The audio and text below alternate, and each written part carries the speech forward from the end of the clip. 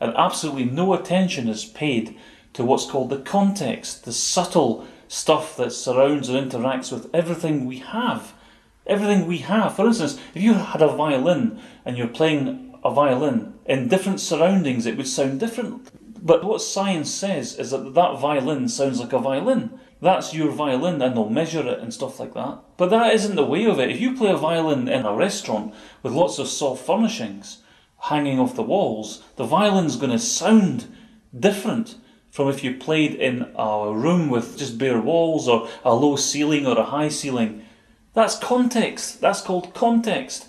I mean, here's another one for you. In the age of the Scottish Enlightenment, the philosopher David Hume, he says, apparently this is one of the biggest scientific quandaries in the entire cosmos. He says, how can we know that the sun will rise tomorrow? Because it's dark now and it might not come up. How can we know it's going to come up? Because it's not a dead certainty, he says. Okay, right, we recognise that there might be a problem, yeah, sure. I mean, the sun might go supernova and explode or something like that, and in the next 5 hours or something, but the sun might never come up. How can we know that the sun will come up? Because we don't know. This is occupied like university debates, and apparently it's a paradox that nobody can possibly answer. I mean, to me, it's common sense, isn't it? That if something the size of a star of that magnitude, 4 o'clock in the morning, sun rises at 5 a.m. You're sitting, it's 4 o'clock in the morning, and you're thinking to yourself, Hume's paradox. How can we know that the sun will come up at 5 o'clock?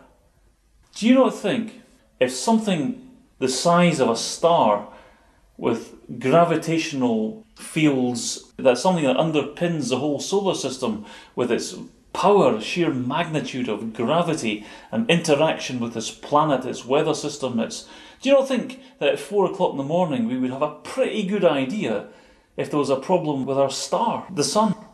At 4 a.m. there might be no oxygen left on the planet. So, I mean, this is such tosh, right? That we would know about it because the context would alter.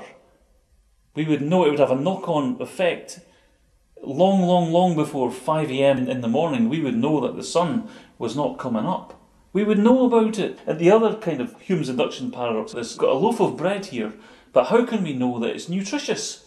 Now bear in mind, this is a guy, there's a big statue of this guy in a toga at the top of the mound in Edinburgh. He's sitting there, he's got a big tome in front of him, and Hume, he's got bare-chested with a kind of Roman toga and the kind of wreath of the victor on his head and all that stuff. This is a guy usually with a parking cone put on top of his head. But the thing is that, I mean, it hasn't occurred to anyone, how can we know that this loaf of bread is nutritious? Well, there again, I mean, it doesn't take an absolute genius to figure out, though it's taken, in fact, thousands and thousands of doctors in philosophy and science to actually get it wrong. How can thousands of doctors of philosophy and thousands of doctors of science haven't worked out why a loaf of bread is nutritious or not nutritious? If it was not nutritious, right, there would be no crop, because that plant needs to produce viable nutritious sugar. It takes the stuff out the soil, it manufactures it, it puts it into a system that its enzymes can use. That plant exploits the biochemistry around it so that its biochemistry can be enhanced. Now, if its biochemistry was not capable of exploiting the biochemistry in the soil and the ecosystem around it, it would not be able to grow, it would not be able to sustain itself, and it wouldn't get as far as being a loaf of bread. It would wither and die. Simple as that. You could not get, in the context of the ecosystem we all know about, where sugars behave in a certain way, where the sun behaves in a certain way, the carbon cycle behaves in a way, certainly the phosphor cycle behaves in phosphor in the soil, the nitrogen in the soil, the way that carbon and carbon dioxide is made. You could not get a non-nutritious crop under those circumstances.